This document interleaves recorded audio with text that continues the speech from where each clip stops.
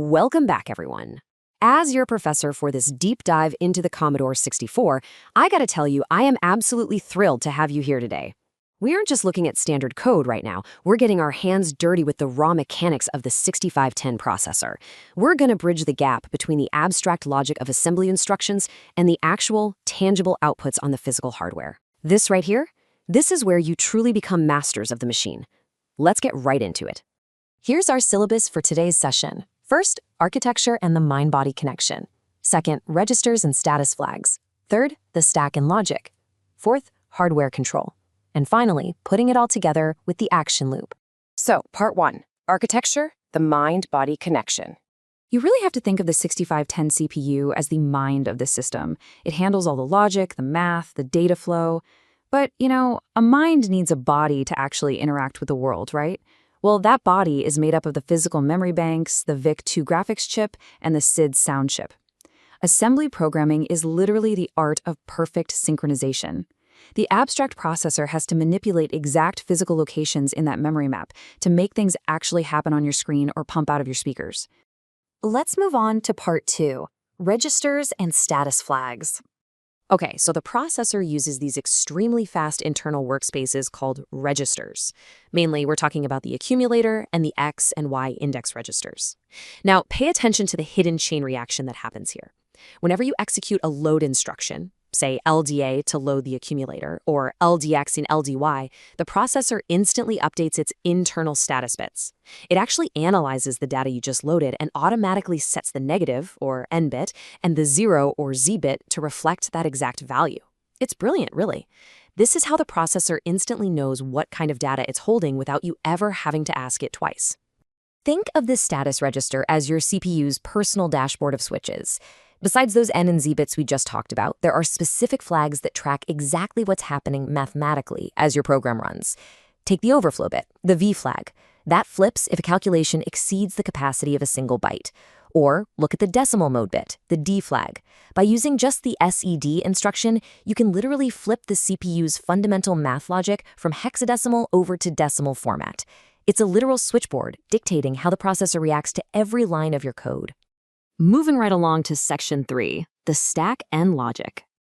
Now we have this dedicated area of memory called the stack. I always tell my students to imagine it like one of those spring-loaded cylinder of plates you see at a cafeteria. The stack relies on a very strict LIFO rule, last in, first out. So when you use the PHA instruction, you push the accumulator's value onto the stack to save it temporarily, and that stack pointer moves down to the next free slot. When you need that data back, you just use PLA to pull it. Because of that LIFO rule, the very last byte you pushed in is always the exact first one you pull back out. It's just a super practical way to juggle data when your primary registers are already full. And this 256-byte stack, which lives exactly between memory addresses 0100 and 01FF, does way more than just hold numbers. It's absolutely crucial for program flow. When you use the JSR instruction to call a simple subroutine, the processor basically says, okay, I need to go run this other code, but I really need to remember exactly where I left off. So it takes its exact 2-byte return address and pushes it right onto the stack. Then, when the subroutine wraps up with an RTS command, it pulls that address back off the stack and perfectly resumes your program. Let's talk math. The arithmetic logic unit, or ALU, thinks mechanically by combining values. But I want you to consider the bit shifting operations for a second.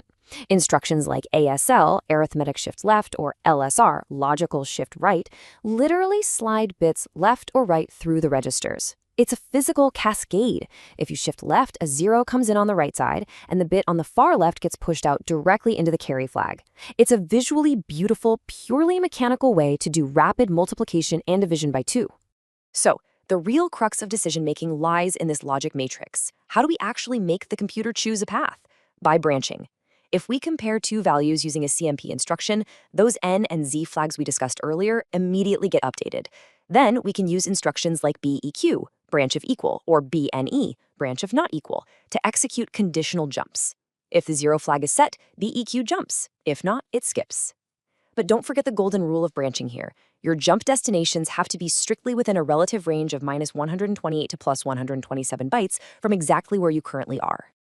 All right, section 4, hardware control.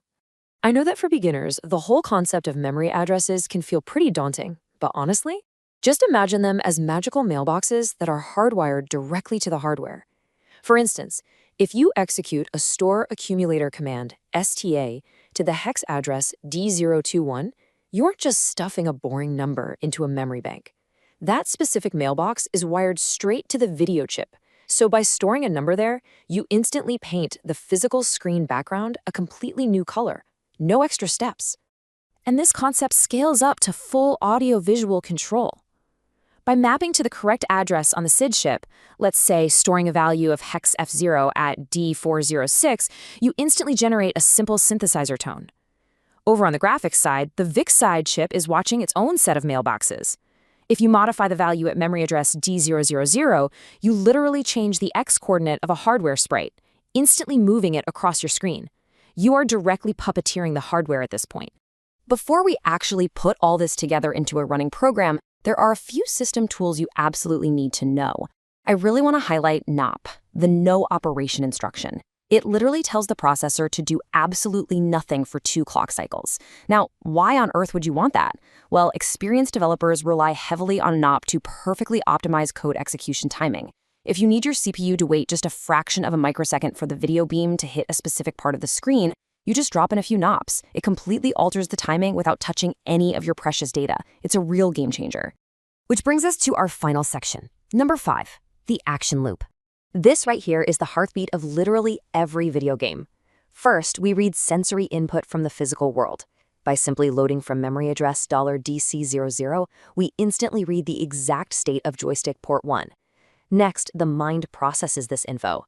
Say the joystick is pushed left, we might use the DEC instruction to decrement or subtract 1 from our sprite's position value. Finally, we loop right back around and use STA to save that newly decremented value right back to the sprite coordinate at $D00. Read input, calculate logic, update hardware.